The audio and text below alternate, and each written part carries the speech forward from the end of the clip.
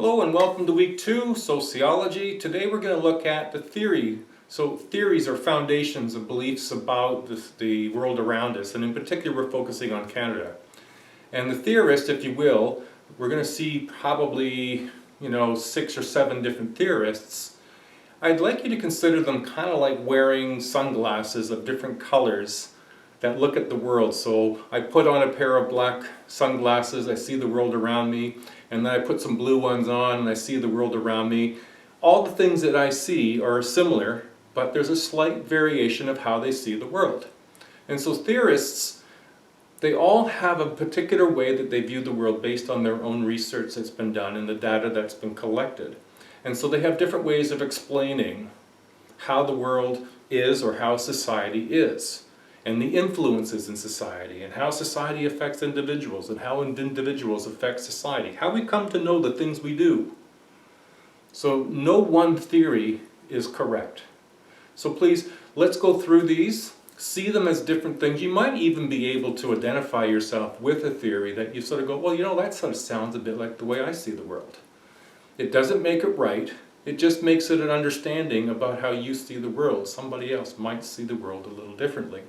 And what I challenge you to do is to get your head around, use your sociological imagination to sort of view the world through the eyes of these different theorists, to sort of see how the world could be understood that way.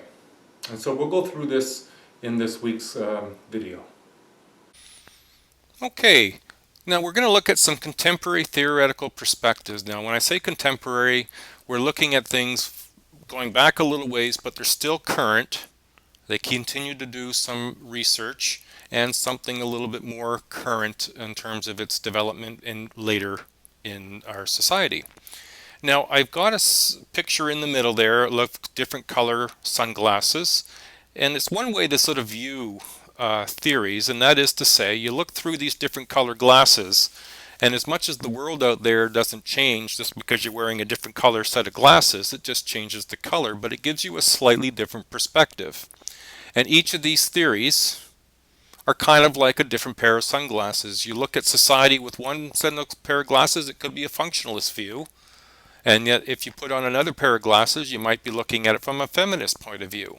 Or you might be looking at it from a postmodern point of view. So I just really wanted to make sure that we're going to review these ones and you get a little view of what they're all about. Okay? Now, before we get started really in terms of what are these theories, a little background and a very brief background in terms of research. Now, there's two types of research that's being done in any science, whether it's psychology, science as a science, or sociology or anthropology, and that is you're either going to be doing quantitative or qualitative research. Now, if you're doing quantitative research, you're studying data. Data is numbers that can be measured. If you cannot measure it, count it, or see it, you're not doing quantitative research. And so data could be how many people of a certain age, race, sex, education, or income, and that's all basically quantitative research. And what you're trying to do is control for bias. If you're counting numbers of men age 30 to 35, there's no bias. There's no, I think this person is. You either are or you're not. There's no bias. And so this is one way of controlling bias very well. But you have to operationally define. You have to be very clear about what it is you're counting. Now, qualitative, this is a little different. This sort of takes the other side of data. This is a more interpretive description, using people's words, discovering the underlying meaning or patterns of social relationships. And in order to do that, you have to ask people. So you're doing interviews, you're making observations, you're giving surveys, you're handing out questionnaires, you're getting people's feedback, you're getting their words. Now, of course, with words, it's easier to interpret. It's easier to make errors. It's easier to be influenced by bias. However, in quality research, they put as many as they can imagine checks and balances in to ensure that it's not the researcher's bias that influences things, that it's the words of different human beings and their perspectives. So those two styles of research follow a similar research model or process. And this process can be described in 6 steps. The first step is to select and define a research problem. Now, maybe I grew up in a family of a single mom who struggled with making ends meet. And so it might be, from my experience, that becomes my research problem. How can we better provide support to single moms to nurture and care for kids that they are raising, where income or access to good paying jobs or access to employment or education can be a challenge? And so you select and you define your research. You try to be very clear about what it is and what it's not.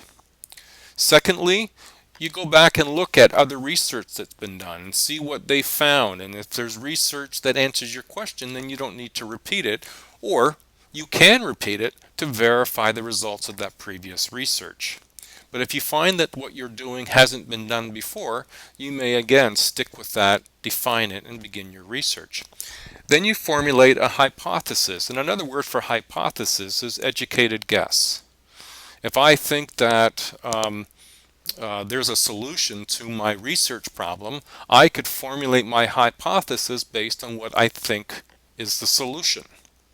And so in this, you're looking at what are called dependent and independent variables. And the operational definition really just means you're making it very clear, you're making it very specific, and you're not leaving it open to interpretation. Once you've formulated your hypothesis, you design your research. Now this is where you're designing a test, you're designing a methodology of how you're going to gather data. And once you've refined that research to where you feel you're going to gather the data that you need to answer your hypothesis, you go about doing the research and collecting and analyzing your data. Now you're still aiming to collect the data at arm's length without interfering with your bias. You really just want the data to speak for itself. See what the data tells you about what you researched and how does it reflect on your hypothesis. So the last step is that you draw conclusions. And based on those conclusions, you either have supported your hypothesis or you didn't. Either way, it's successful. There's no failure in not proving your hypothesis. Once you've drawn your conclusions, it's important to report your findings. You publish them. That way others can read them, can offer you feedback, critique, or can then go on and replicate your research to see if they get similar results. Now, by doing that, by replicating your research, they begin to solve a couple of problems, and that's called validity and reliability. Okay, now since we're doing qualitative and quantitative research, there's a couple of issues that come up pretty standardly in research. And one of them is validity, and the other is reliability. For validity, it's the extent in which a study or the research accurately measures what it's supposed to measure. That is to say, if you're doing research on intelligence, your test or your research should be able to measure intelligence. And that would make it valid. If your research on intelligence measures strength, then it's not a very valid test. The other is reliability. And with reliability, it's the extent in which a study or a research instrument yields consistent results. So if I did my intelligence test on a group of students and I get a certain sort of range of results, then if I go to a completely different group of students and another researcher in fact gives the test, we should get a very similar range of results. And that would make the test reliable. So these two things are competing but important variables into the research that's being done in sociology, psychology, biology, anthropology. Any of these sciences all are challenged with ensuring that their work is valid and reliable. All right, let's begin with our first theorist. Now this is one of the older ones. Emil Durkheim had a big influence in this particular theory of functionalism. And part of what the main thrust here, I'm going to key on a few points, is they view society as a stable, orderly system. Now, the emphasis is on system and, of course, on orderly. That is to say that things don't change fast. They change slowly, methodically, and over time. Now, some of the basis of society, societal consensus of shared values, beliefs, and behavioral expectations. The rules of conduct, the way we interact with one another.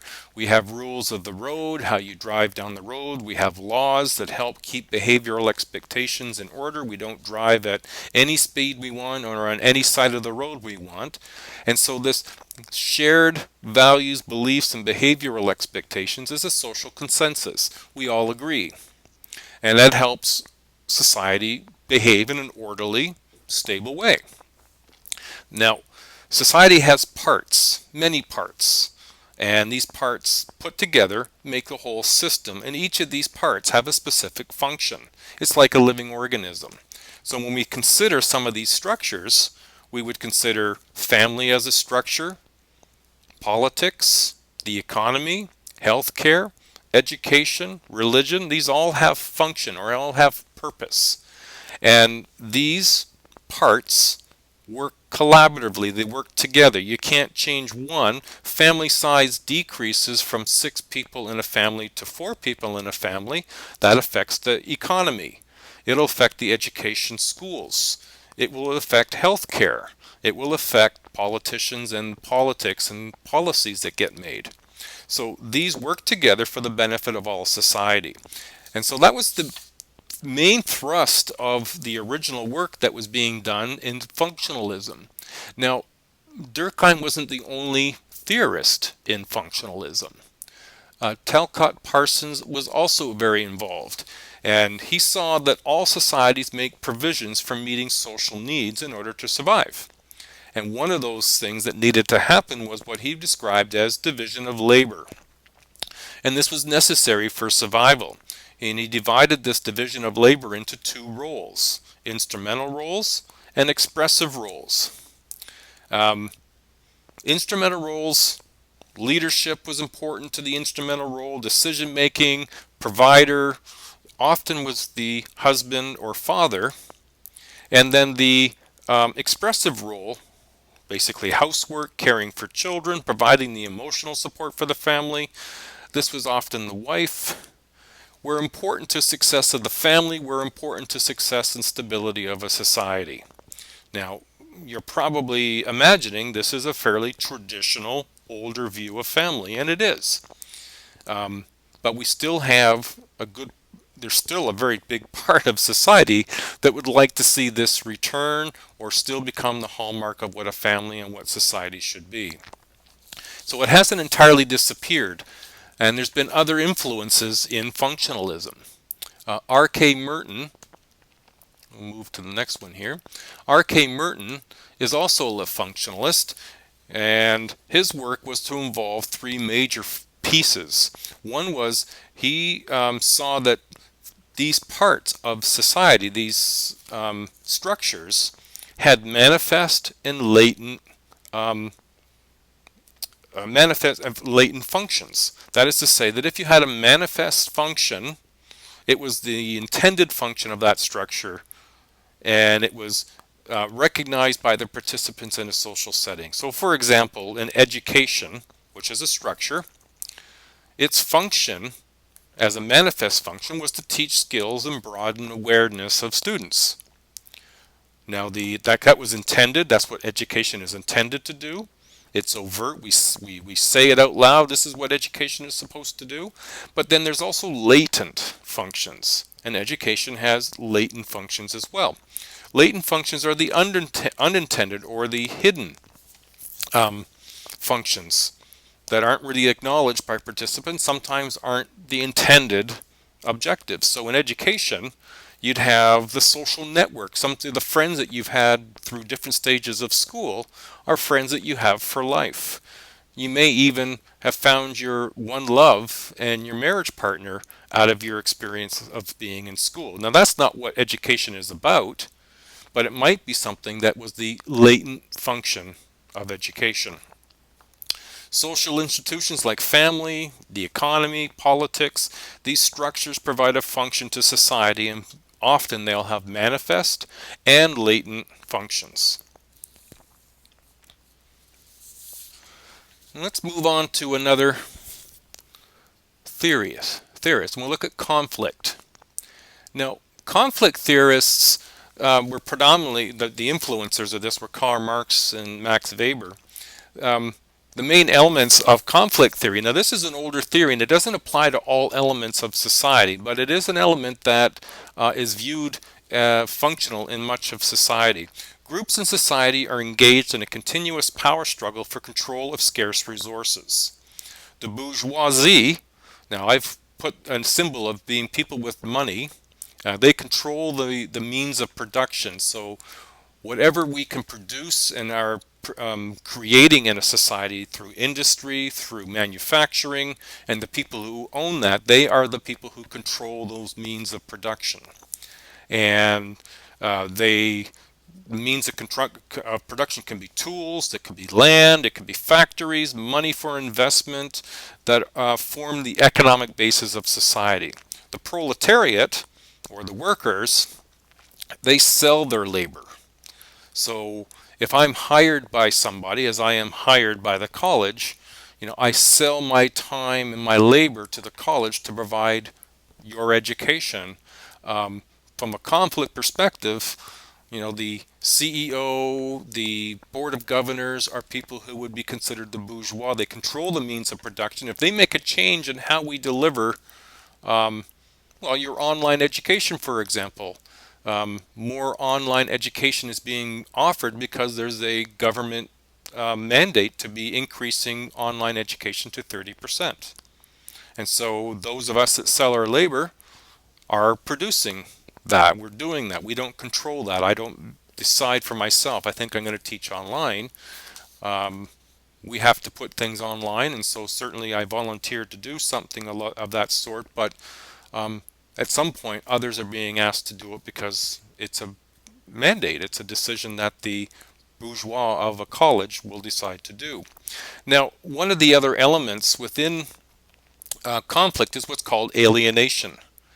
And that's another term that conflict theorists introduce. It's the powerlessness or the disconnectedness that workers have, a feeling of powerlessness and estrangement from other people and from oneself. Exploitation leads to alienation is a perspective of conflict theory. So I put it on on an angle to sort of say that some people have more power and influence than others. Now, conflict theorists also introduced a couple of other components. And one is called prestige, and the other is the power elite. Prestige is the positive or negative social estimation of honor. So there's things in our society that we hold in high prestige. And there are things in our society we have in low or negative prestige. And it's a social estimation of honor. And there's, we often have said, lawyers, doctors, these are people that we put in high prestige, and other professions or occupations we may put in lower prestige. The power elite would be a small clique comprising of top corporate, political, or military officials, and they may hold an awful lot of influence and power in part because of resources, money, influence, control. All can have a big part of what the power elite is. Now, built off of conflict, in a more, it was emerged out of the second wave of the feminist movement, or emerged out of the 60s. And this looks a little differently in terms of the same imbalances, but it's not based on bourgeois or the workers. It's based on men and women. That gender is a necessary category to understand and explain the inequities in terms of inequities in homes, paid labor, politics, law, culture. And that's the feminist perspective, that the inequities that exist between men and women are deep and built into society. Now, there is different forms of feminism: radical, socialist, liberal, and there's many more than that. But when they look at this inequity that they see in homes, paid labor, politics, law, and culture, They see this, that men tend to have more power and control than women and receive more benefits in the home. Women do what's called, from a sociological perspective, the second shift. They may be employed and working, come home, and then they care for the children, they make the meals, they do the laundry, and that's what's called the second shift. Why is that the case from a feminist perspective? In paid labor, men are paid more for equal work. Women have been discouraged from working non-traditional roles like military, construction, science, and technology. Now, we do see some of the efforts of feminist movement making a shift in that, but nonetheless, there's still inequity that exists from a feminist perspective. Politically, they're not properly represented in politics, given their numbers in politics. There's not as many. Law, feminists made initial headway when women were in the right to be seen as persons in 1929. And since then, they've been fighting continually for additional rights of equality, including rights in the equality of pay. Culturally, well, when you think about it, and this has been changing too, fortunately, but for example, hockey in Canada is largely a male-dominated sport, but we see more examples where women are getting involved in hockey, and they're being viewed from a Canadian perspective as highly valued. They don't get paid the same, but there's improvements being made nonetheless. And so when we look at, from a feminist perspective, they would view that the world is predominantly in what's called a patriarchal society. Men have more power and influence than women do, and it's called patriarchy. Now, I put Papa in there to help you remember that the P in patriarchy is Papa, male-driven or male-led, male-advantaged. Then there is matriarchy. Now, we don't see too many societies, in fact, very few societies that are matriarchal. Elephants are matriarchal. They're led by the eldest female. And so matriarcha and mama. But what feminists are driving for is more egalitarian or equal, a balance between men and women. And we see more and more families moving to what we would call an egalitarian family. The feminists would like to see more of an egalitarian society. Now, this particular this theory is called Symbolic Interactionist. Now, the other four so far have been what we would call macro theories. Macro theories are theories that look at the big picture, look at all of society. Now, symbolic interactionalists are what we would call micro. They look at the relationships between people and individuals, and maybe even between groups. So society is the sum of all the interactions of individuals and groups. So even though as a family, we're all different in terms of our family, symbolic interactionalists want to know how we are similar in terms of how we teach our children, how we experience celebrations, why do we have the celebrations we have. They concentrate on these interactions between individuals rather than the larger social system. They're interested in the meanings that people associate with events and symbols, and so they look at the smaller scale interactions between people. And lastly, we'll look at what's known as postmodernist perspective. And the postmodernist perspective makes an assumption, and the assumption is this: existing theories of society have been unsuccessful in explaining social life that is a result of postmodern industrialization, consumerism, global communication, and they feel that they've failed in that area. So they've really emerged in this more modern day world of multimedia, social media, where they look at some of the characteristics of a postmodern society to include this information explosion.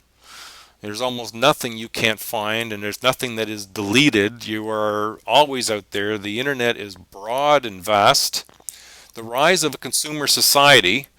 I mean, the amount of commercialization that's occurred is astronomical. The amount of money that can be generated and made, and the amount of advertising that is reaching out to people at so many different levels.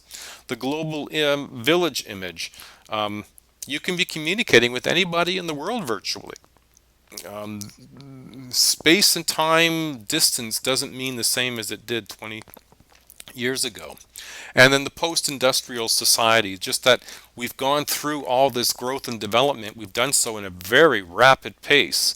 You know, the pace between being hunter-gatherers and agriculturalists was thousands of years. To get into manufacturing was thousands of more. But to go in the information technology has been 30 years. And so it's been so fast, the postmodernist perspective is to look at what's the implications of all this rapid growth in information technology and the like, and what does that do to society and individuals and groups. All right, I hope this has been helpful. This is, I think, what you should be able to expect from the videos that will come out. Will be of this sort of length and of this sort of quality, and I'll put some green screen in as well as some voiceover. All right, I hope you've enjoyed, and take care and good luck.